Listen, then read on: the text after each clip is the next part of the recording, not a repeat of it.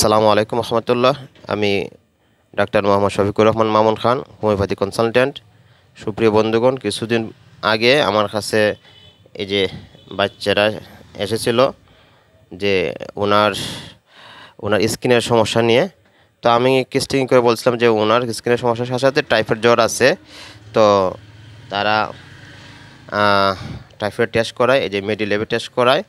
এই যে আমার নাম মোহাম্মদ শফিকুর রহমান মামুন খান। তো ওনারা এই যে টাইফয়েডের জীবাণু পাওয়া যায়।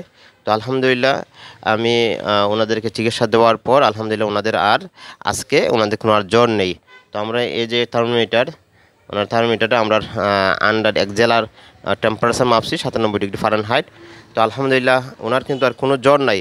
আমরা এই যে টাইফয়েড জ্বরের জীবাণুর টা দেখাইতেছি, তার যে টাইফয়েড জ্বর ছিল এবং এই যে আজকে তার রেজাল্ট আমরা দুইটাই দেখাইতেছি যে অর্থাৎ তার মধ্যে কোনো জ্বর নাই।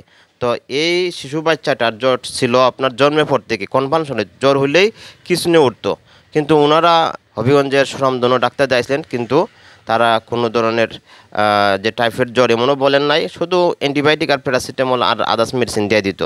তো আমরা শুনবো ওনার এই পেশেন্টের মার কাছ থেকে যে কেমন আছে ওনার সন্তান।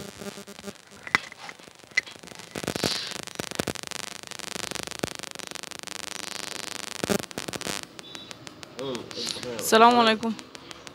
জি, আমি আমার বাচ্চারা নিয়ে আসি কেন স্যারের কাছে। স্যারে বলছিলেন যে আমি আসছিলাম এমনি স্কিনের সমস্যা নিয়ে। এখন স্যারে বলছেন যে আমার বাচ্চার টাইফয়েড জ্বরের লক্ষণ আছে। এখন পরে তাই নিয়ে আমারে পরীক্ষা দিয়েছেন, পরে আমি রিপোর্ট আনিয়ে দেখাইছি, ঠিকই আমার বাচ্চার টাইফয়েড জ্বর। পরে ওষুধ দিয়েছেন, ওষুধ দেওয়াতে আমি খাওয়ানির পরে আল্লাহ রহমতে এখন অনেক ভালো সুস্থ।